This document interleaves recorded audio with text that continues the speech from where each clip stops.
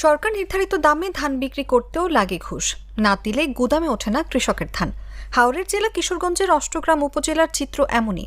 Video প্রমাণ সহ জাগো নিউজের হাতে এসেছে দুর্নীতির এমন এক চিত্র। আগে অনুমতি নেবেন, কথা না বললে তুমি আগে অনুমতি নেবেন, আপনি কথা না বললে তুমি শুনেন, আগে অনুমতি নেবেন। আচ্ছা, অনুমতি নিয়েছেন আপনি? আপনি অনুমতি নিয়েছেন কিনা? কথা বলি, আপনি অনুমতি নিয়েছেন কিনা? ওনার সাথে কথা বলি। আমার কাছে অনুমতি নিয়েছেন কিনা?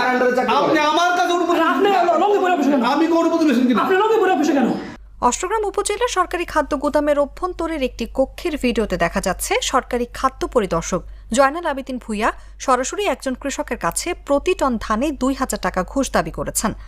সরকারি রেট অনুযায়ী প্রতিমন ধানের দাম ১৪৪০ টাকা। একজন কৃষক সর্বোচ্চ ৩ টন পর্যন্ত ধান সরবরাহ করতে পারেন। সরকারি দামে প্রতি টনে কৃষক পাচ্ছেন বাজার দরের চেয়ে গড়ে ৬,০০০ টাকা বেশি, আর সেখান থেকেই ৩ ভাগের ১ ভাগ দাবি করছেন পরিদর্শক। আমার খরচটা দেখি এটা আপনি ভালো জানেন।